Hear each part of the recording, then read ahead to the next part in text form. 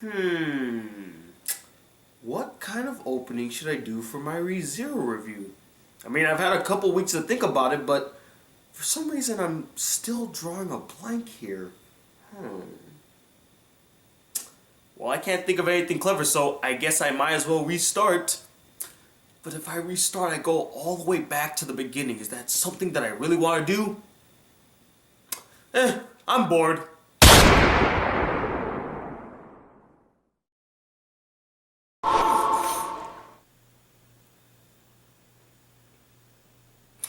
Still got nothing.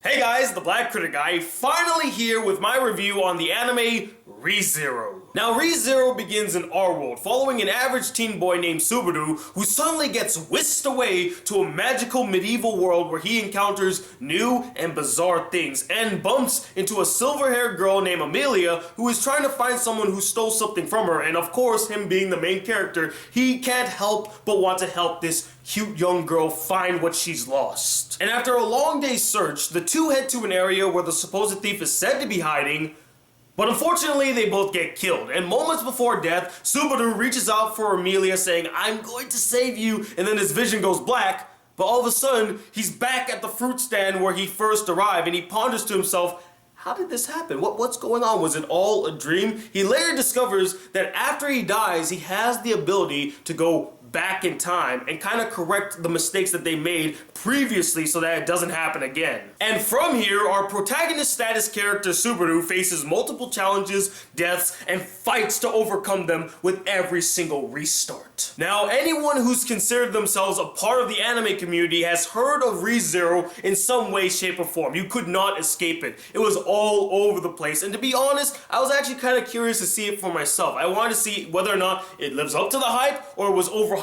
as shit. And so I finally watched the anime, and what do I think about it?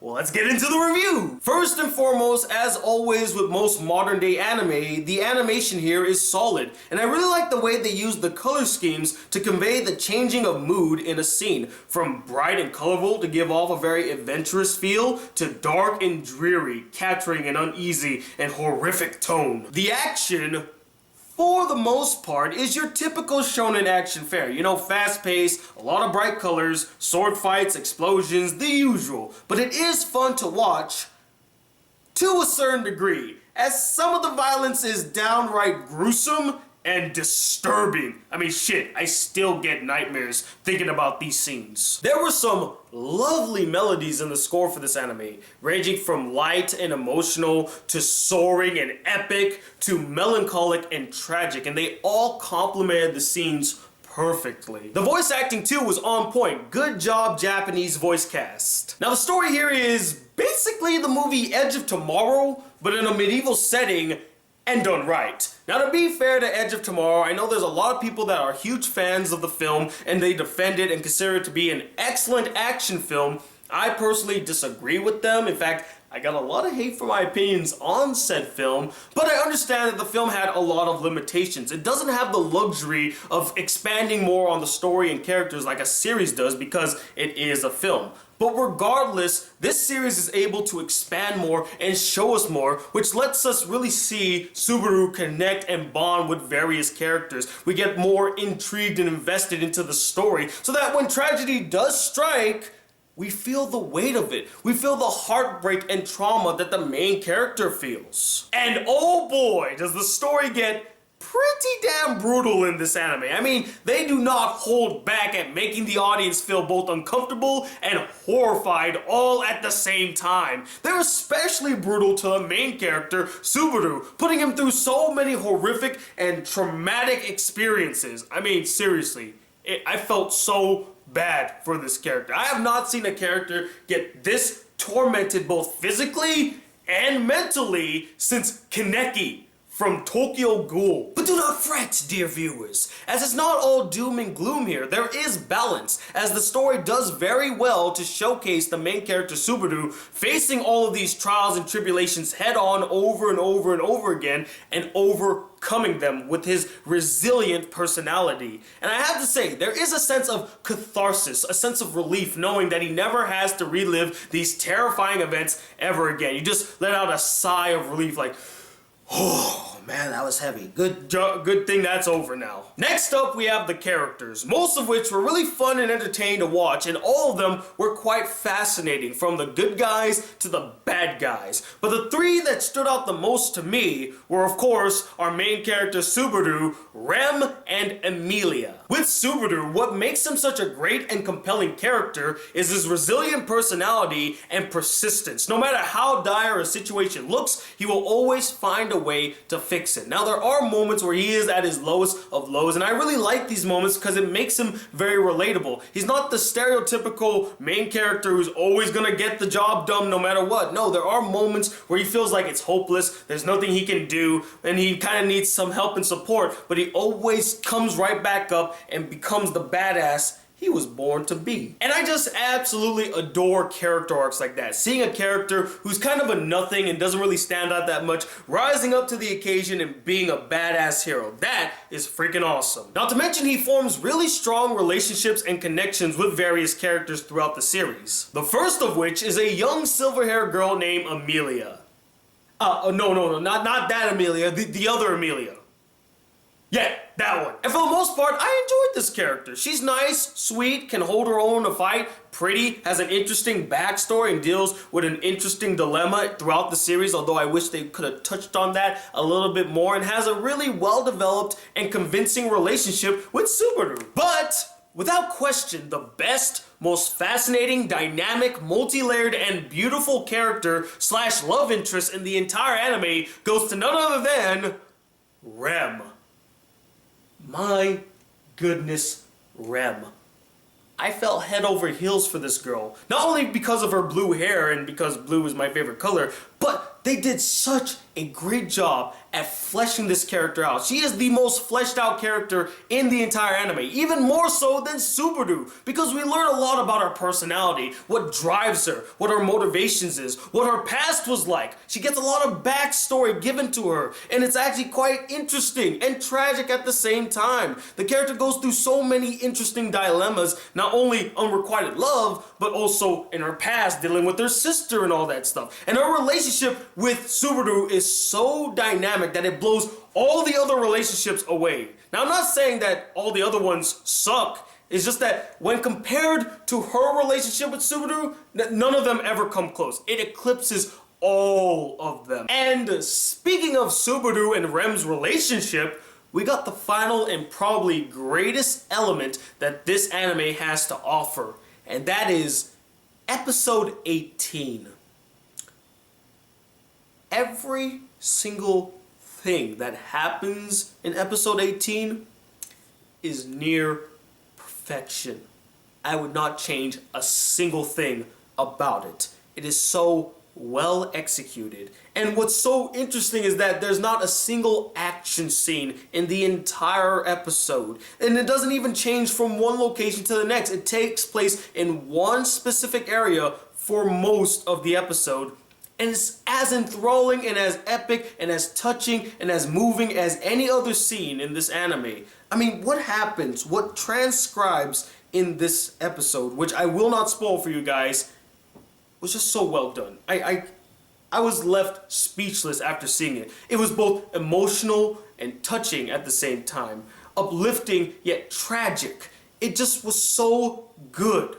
And it brought me to tears. I'm not even gonna lie, it brought me to tears. Episode 18 of ReZero reminded me so much of the excellently done episode 22 from Steins Gate. Both feature two characters in one location having a serious discussion about what their next move is. There's a lot of conflicting emotions going on. That episode alone makes this anime worth checking out. But as much as I thoroughly enjoyed this anime, I did have a couple issues with it. One of the earliest issues I found in ReZero deals with episodes 4 through 11. Now, what transcribed in these episodes isn't the problem, as they were great and necessary for us to get a full understanding of the characters as they explored their past, their backstories, their relationships with other characters, their motivation, their drives and personalities. Those are crucial information that we need to know about the characters. The problem is that it dragged on for far too long. You could have summed up this story in about 4 or 5 episodes or even less than that. And it really slowed the pace of the anime down. Not only that, but a lot of the things that happen in episodes 4 through 11 don't really have a major impact on the rest of the story. If you were to skip episodes 4 through 11 and jump right to 12, you wouldn't be missing out on much besides the really well done character development in these episodes. That's the only reason I would say that these episodes are necessary, but they aren't indicative to the entire scope of the plot. Another issue I had is that there were some characters that were introduced in this anime that I felt were gonna play a much bigger and vital role, at least in this season, but they don't really do much of worth. I mean, they do contribute to the story, don't get me wrong, but not as much as I thought they were going to contribute, especially since they built them up big time. One of the biggest embarrassments was Felt and Reinhardt. They built these characters up big time. It seemed like they were gonna do something major with these characters, and it kind of just ends up being like, oh, we did this one thing, and yeah, that's our contribution to this season. Isn't it great? No. Especially with Reinhardt. I mean, when we're introduced to Reinhardt, I'm like, wow, this character is so fascinating. And he's a freaking badass. I can't wait to see him throughout this entire anime. Oh, he's only in the anime 3 times? But how do you create a badass character and he only appears 3 times in a 24 episode anime? What? What a waste. And Felt. Jesus, talk about a completely sidelined and wasted character with so much potential. And finally, the last issue I found is that there were quite a few unanswered and unexplained questions and mysteries by the end of the anime that I knew for a fact they could have at least addressed or even answered, but nope. They didn't give us any answers. They were like, either wait for a second season, or you could go read the manga and find out all the answers there for yourself. And you know how I feel about endings like that. Nobody is guaranteed a second season. And I don't care how popular you are, that doesn't always mean you're gonna get the second season. Now, I could be wrong. There could be a second season in the works for ReZero, but there were so many questions you could have at least answered for the audience here. My biggest question is, why was Subaru brought to this world, and how did he get these powers? At least address it a little bit. They kind of hint to addressing it, but they kind of copped out halfway, which sucked. I'm like, really? You could have at least answered that one big mystery that we all had. And there were a couple others nearing the end of the anime that I was like, okay, explain, please? Are you gonna explain? You're not gonna explain, are you? Thanks, anime.